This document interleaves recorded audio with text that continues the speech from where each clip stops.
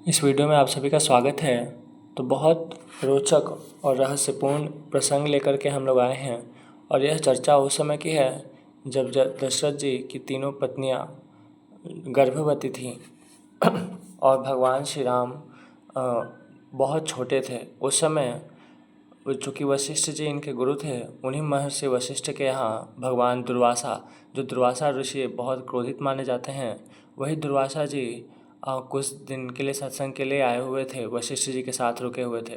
तो वहाँ पे दशरथ जी के साथ तीनों पत्नियाँ जाती हैं और वहाँ पे दुर्वासा जी को पाकर उनकी सेवा और स्तुति करती हैं। दुर्वासा जी प्रसन्न हो जाते हैं और दुर्वासा जी से बोलते हैं कि अब तुम्हें जो भी मांगना हो, जो भी तुम्हारी इच्छा हो वो प्रकट करो। दशरथ जी बोलते हैं कि हमारे जो 4 बेटे हैं, हम चारों बेटों के बारे में जानना चाहते हैं कि उनका आने वाला जीवन कैसा रहेगा।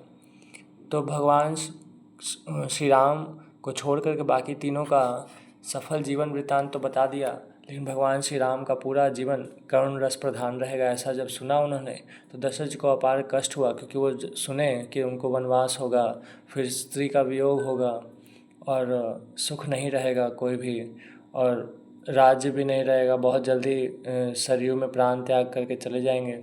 तो इस तरह से सुन कर के महाराज दशरथ बहुत दुखित हो जाते हैं।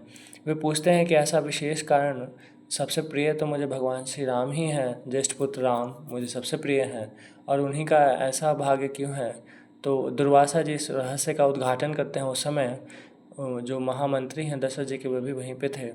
उस समय दुर्वासा मुनि बोलते हैं कि हे दशरथ जी, आप जो भगवान श्री राम के बारे में, अपने बेटे राम के बारे में जो इतना घबरा रहे हैं, इसका कोई कारण नहीं है। क्योंकि जो भगवान श्री राम के बारे में सोच करके आप विधाता को दोष दे रहे हैं, तो भगवान श्री राम जो आपके सबसे बड़े बेटे हैं, वो तो स्वयं विधाता के भी विधाता हैं। स्वयं और कोई नहीं, भगवान विष्णु स्वयं हैं, साक्षात नारायण ही हैं, जो आपके बेटे बन करके इस समय भूतल पर स्वयं स्थित होकर साक्षात लीला कर रहे हैं।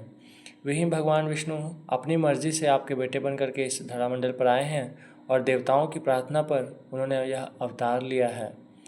तो वो जो भी लीला करना चाहते हैं, भगवान सत्य संकल्प हैं, तो उनकी लीलाओं को वे अवश्य करेंगे, और इसीलिए अपने आप को उसमें मोहित नहीं करना चाहिए।